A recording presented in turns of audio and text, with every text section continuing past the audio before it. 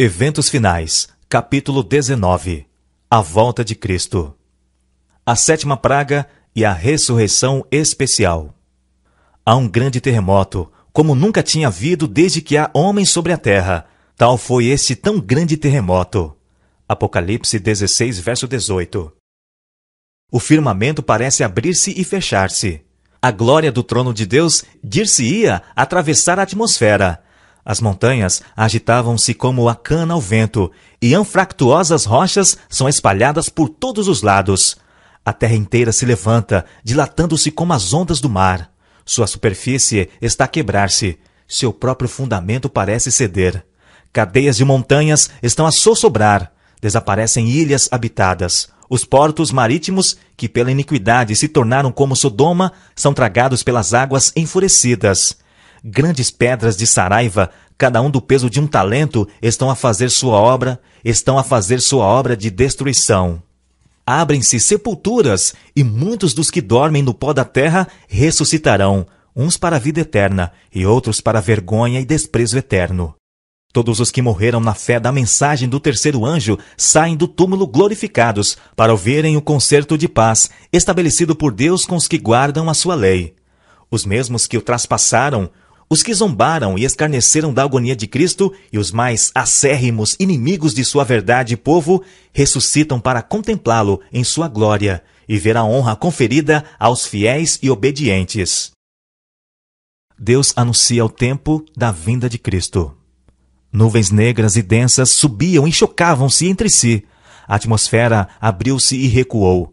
Pudemos então olhar através do espaço aberto em Órion, donde vinha a voz de Deus. Logo ouvimos a voz de Deus, semelhante a muitas águas, a qual anunciou o dia e a hora da vinda de Jesus.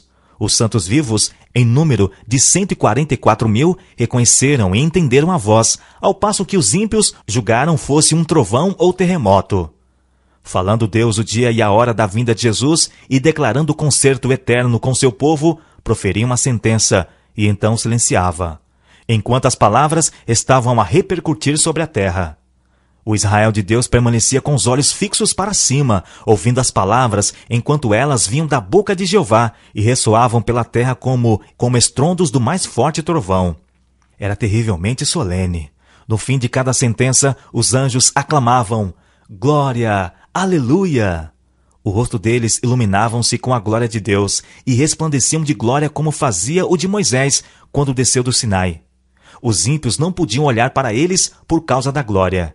E quando a interminável bênção foi pronunciada sobre os que haviam honrado a Deus, santificando o seu sábado, houve uma grande aclamação de vitória sobre a besta e sua imagem. Não tenho mais leve conhecimento quanto ao tempo anunciado pela voz de Deus.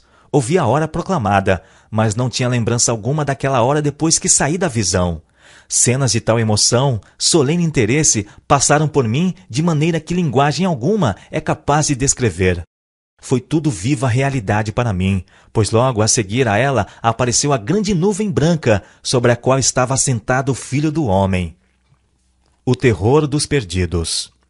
Quando a terra cambalear como um ébrio, quando os céus se abalarem e tiver vindo o grande dia do Senhor, quem subsistirá? Uma cena eles contemplarão com tremor e agonia, e da qual em vão procuram escapar. Eis que vem com as nuvens, e todo o olho verá. Os perdidos pronunciarão vociferantes imprecações à muda natureza, seu Deus. Montanhas e rochedos, caí sobre nós e escondei-nos do rosto daquele que está sentado sobre o trono. Quando a voz de Deus põe fim ao cativeiro de seu povo, há um terrível despertar daqueles que tudo perderam no grande conflito da vida. Os ganhos de uma vida inteira foram em um momento varridos. Os ricos lastimam a destruição de suas soberbas casas, a dispersão de seu ouro e prata. Os ímpios estão cheios de pesar, não por causa de sua pecaminosa negligência para com Deus e seus semelhantes, mas porque Deus venceu. Lamentam que o resultado seja o que é, mas não se arrependem de sua impiedade. Jesus desce com poder e glória. Surge logo no Oriente uma pequena nuvem negra, aproximadamente da metade do tamanho da mão de um homem. É a nuvem que rodeia o Salvador e que à distância parece estar envolta em trevas. O povo de Deus sabe ser esse o sinal do Filho do Homem. Em solene silêncio, fitam-na enquanto se aproxima da terra, mais e mais brilhante e gloriosa, até se tornar grande nuvem branca, mostrando na base uma glória semelhante ao fogo consumidor e encimada pelo arco-íris do concerto. Jesus na nuvem avança como poderoso vencedor. Com antífonas de melodia celestial, os santos anjos, em vasta e inumerável multidão, acompanham-no em seu avanço. O firmamento parece repleto de formas radiantes, milhares de milhares, milhões de milhões. Nenhuma pena humana pode descrever esta cena, mente alguma mortal é apta para conceber seu esplendor. O Rei dos Reis desce sobre a nuvem, envolto em fogo chamejante. Os céus enrolam-se como um pergaminho, e a terra treme diante dele, e todas as montanhas e ilhas se movem de seu lugar. A reação dos que o traspassaram. Os que desempenharam a parte mais saliente na rejeição e crucifixão de Cristo ressuscitam para vê-lo como ele é, e os que rejeitaram a Cristo ressurgem e veem os santos glorificados, e é nessa ocasião que os santos são transformados num momento, num abrir e fechar de olhos, e são arrebatados para o encontro com seu Senhor nos ares. Os mesmos que puseram nele o manto de púrpura e lhe colocaram sobre a fronte a coroa de espinhos, e os que lhe perfuraram as mãos e os pés com os cravos, olham para ele e pranteiam. Lembram como seu amor foi menosprezado e como se abusou de sua compaixão. Pensam em como Barrabás, um assassino salteador, foi escolhido em seu lugar, como Jesus foi coroado com espinhos, açoitado e crucificado, como nas horas de sua agonia sobre a cruz, os sacerdotes e maiorais escarneceram dele dizendo: desça da cruz e creremos nele. Salvou os outros, a si mesmo não pode salvar-se. Todos os insultos e afrontas a Cristo, todo o sofrimento causado a seus discípulos estarão tão vívidos na memória deles como quando foram praticados os atos satânicos.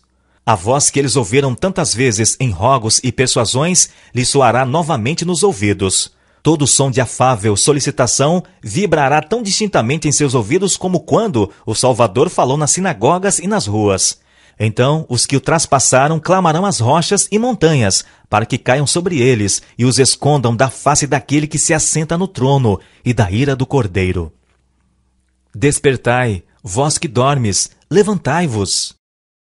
As nuvens começam a enrolar-se como um pergaminho, e eis ali o brilhante e claro sinal do Filho do Homem. Os filhos de Deus sabem o que essa nuvem significa. Ouvem-se sons musicais, e à medida que se aproximam, abrem-se as sepulturas, e os mortos são ressuscitados. Não vos maravilheis disto, porque vem a hora em que todos os que se acham nos túmulos ouvirão a sua voz e sairão. Essa voz ressoará em breve por todas as hostes dos mortos, e todo santo que dorme em Jesus despertará e deixará sua prisão. Os preciosos mortos, desde Adão aos últimos santos que morreram, hão de ouvir a voz do Filho de Deus e sairão dos sepulcros para a vida imortal. Por entre as vacilações da terra, o clarão do relâmpago e o rimbombo do trovão, a voz do Filho de Deus chama os santos que dormem. Ele olha para a sepultura dos justos e, levantando as mãos para o céu, brada: despertai, despertai, despertai, vós que dormes no pó, e surge. Por todo o comprimento e largura da terra, os mortos ouvirão aquela voz, e os que ouvirem viverão. E a terra inteira ressoará com o passar do exército extraordinariamente grande de toda a nação, tribo, língua e povo. Do cárcere da morte vêm eles, revestidos de glória imortal, clamando: onde está, ó morte, o teu aguilhão? Onde está, ó inferno, a tua vitória? E os vivos justos e os santos ressuscitados unem as vozes em prolongada e jubilosa aclamação de vitória. De cavernas, covas e calabouços. Nas fortalezas das montanhas, nas cavernas e brenhas da terra, o Senhor revelará sua presença e sua glória. Mas um poucochinho, e o que há de vir virá, e não tardará. Seus olhos, qual chama de fogo, penetram nos aferrolhados calabouços e buscam os ali escondidos, pois seus nomes estão escritos no livro da vida do Cordeiro. Esses olhos do Salvador estão acima de nós, em nosso redor, observando toda a dificuldade, discernindo todo o perigo. E não há lugar onde seus olhos não possam penetrar, nenhuma tristeza e sofrimento de seu povo onde não chegue a simpatia de Cristo. O Filho de Deus ficará tomado de terror à primeira vista da majestade de Jesus Cristo. Sente que não pode viver em sua santa presença. Mas como a João, vem-lhe a palavra: não temas. Jesus colocou a mão direita sobre João e ergueu-o de sua posição prostrada. O mesmo fará a seus filhos leais e confiantes. Os herdeiros de Deus vieram das águas furtadas, das choças, dos calabouços, dos cadafalsos, das montanhas, dos desertos, das covas da terra, das cavernas do mar, das profundezas do oceano e de minas e montanhas. Quando Cristo vier reunir para si os que foram fiéis, soará a última trombeta, e toda a terra, dos cumes das mais altas montanhas aos mais baixos recantos das minas mais profundas, a ouvirá. Os justos mortos ouvirão o som da última trombeta e sairão de suas sepulturas para ser revestidos da imortalidade e encontrar-se com o seu Senhor. Demoro-me com prazer sobre a ressurreição dos justos, os quais sairão de todas as partes da terra, de cavernas rochosas, de calabouços, das covas da terra, das águas do mar. Ninguém é passado por alto. Todos ouvirão sua voz. Eles sairão com regozijo e vitória. Que cena apresentarão estas montanhas e colinas quando Cristo, o doador da vida, despertar os mortos. Eles virão de cavernas, de calabouços, de fundos poços em que seus corpos foram sepultados. Os ímpios são mortos. Na desvairada contenda de suas próprias e violentas paixões e pelo derramamento terrível da ira de Deus sem mistura, sucumbem os ímpios habitantes da terra. Sacerdotes, governadores e povo, ricos e pobres, elevados e baixos. E serão os mortos do Senhor naquele dia, desde uma extremidade da terra até a outra extremidade da terra. Não serão pranteados, nem recolhidos, nem sepultados. Jeremias capítulo 25, verso 33. Por ocasião da vinda de Cristo, os ímpios são eliminados da face de toda a terra, consumidos pelo espírito de sua boca e destruídos pelo resplendor de sua glória. Cristo leva o seu povo para a cidade de Deus, e a terra é esvaziada de seus moradores. Para o pecado, onde quer que se encontre, nosso Deus é um fogo consumidor. O Espírito de Deus consumirá pecado em todos quantos se submeterem a seu poder. Se os homens, porém, se apegarem ao pecado, ficarão com ele identificado. Então a glória de Deus, que destrói o pecado, tem que destruí-los. A glória de seu rosto, que para os justos é vida, será para os ímpios um fogo consumidor. A destruição dos ímpios, um ato de misericórdia. Poderiam aqueles cuja vida foi empregada em rebelião contra Deus ser subitamente transportados para o céu e testemunhar o estado elevado e santo de perfeição que ali sempre existe? Estando toda a alma cheia de amor, todo o rosto irradiando a alegria, ecoando em honra de Deus e do Cordeiro uma arrebatadora música em acordes melodiosos, e fluindo da face daquele que se assenta sobre o trono uma incessante torrente de luz sobre os remidos?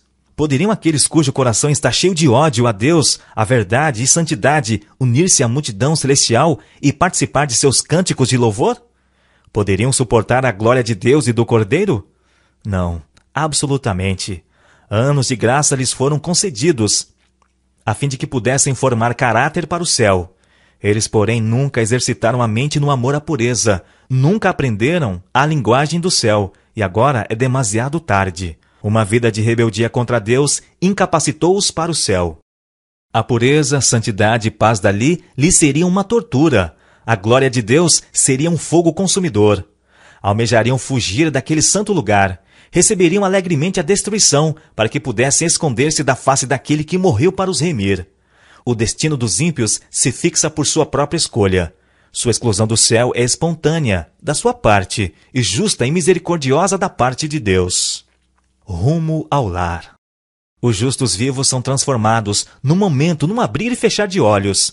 A voz de Deus foram eles glorificados, e agora tornam-se imortais. E os santos ressuscitados são arrebatados para encontrar com seu Senhor nos ares. Os anjos ajuntarão os seus escolhidos desde os quatro ventos, de uma a outra extremidade dos céus. Criancinhas são levadas pelos santos anjos aos braços de suas mães. Amigos há muito separados pela morte reúnem-se para nunca mais se separarem, e com cânticos de alegria ascendem juntamente para a cidade de Deus. Todos nós entramos na nuvem e estivemos 7 dias ascendendo para o mar de vidro. E ao avançar o carro, as rodas clamavam, Santo! E as asas, ao se moverem, clamavam, Santo! E o séquito e santo anjos ao redor da nuvem clamavam, Santo! Santo, Santo é o Senhor Deus, o Todo-Poderoso. E os santos na nuvem clamavam: Glória, Aleluia! Oh, quão glorioso será vê-lo e receber as boas-vindas como remidos seus. Por muito tempo temos esperado, mas nossa esperança não deve diminuir. Se tão somente pudermos ver o Rei em sua formosura, seremos para sempre benditos. Tenho a sensação de que devesse exclamar alto: rumo ao lar. Os anjos cantam: Cristo venceu. Nesse dia, os remidos resplandecerão com o resplendor do Pai e do Filho. Tocando suas harpas de ouro, os anjos darão as boas-vindas ao Rei e aos seus troféus de vitória, os que foram lavados e branqueados no sangue do Cordeiro. Um cântico de triunfo ressoará, enchendo todo o céu. Cristo venceu. Ele penetra nas cortes celestes, acompanhado de seus remidos, testemunhas de que a sua missão de sofrimento e sacrifício não foi debalde. Com indizível amor, Jesus dá as boas-vindas a seus fiéis, para o gozo do teu Senhor. O gozo do Salvador consiste em ver, no reino de glória, as almas que foram salvas por sua agonia e humilhação. Nos resultados de sua obra, Cristo contemplará sua recompensa. Naquela grande multidão que ninguém pode contar, apresentada como irrepreensíveis, com alegria perante a sua glória, aquele cujo sangue nos redimiu e cuja vida nos ensinou, verá o trabalho da sua alma e ficará satisfeito. Os santos recebem coroas e harpas. Vi então um grandíssimo número de anjos trazerem da cidade gloriosas coroas, sendo uma para cada santo, com seu nome escrito na mesma. Pedindo Jesus as coroas aos anjos, apresentaram-nas a ele, e com sua própria destra, o adorável Jesus as colocou sobre a cabeça dos santos. Sobre o mar de vidro, os 144.000 ficaram em quadrado perfeito. Alguns deles tinham coroas muito brilhantes, outros não tanto. Algumas coroas pareciam repletas de estrelas, ao passo que outras tinham poucas. Todos estavam perfeitamente satisfeitos com sua coroa. A coroa da vida será brilhante ou fosca, cintilará com muitas estrelas ou será abrilhantada por poucas pedras preciosas, de acordo com o nosso próprio procedimento. Não haverá ninguém salvo no céu com uma coroa sem estrelas. Se entrardes ali, haverá alguma pessoa nas cortes da glória que encontrou entrada ali por vosso intermédio. Antes de entrar na cidade de Deus, o Salvador concede a seus seguidores os emblemas da vitória, conferindo-lhes as insígnias de sua condição real. As fileiras esplendentes são dispostas em forma de um quadrado aberto ao centro, em redor de seu rei. Sobre a cabeça dos vencedores, Jesus com sua própria destra põe a coroa de glória. Em cada mão são colocadas a palma do vencedor e a harpa resplandecente. Então, ao desferirem as notas os anjos dirigentes, todas as mãos deslizam com maestria sobre as cordas da harpa, tirando-lhe suave música em ricos e melodiosos acordes. Diante da multidão de resgatados está a santa cidade. Jesus abre amplamente as portas de pérolas, e as nações que observaram a verdade entram. Santa cidade. Jesus abre amplamente as portas de pérolas, e as nações que observaram a verdade entram.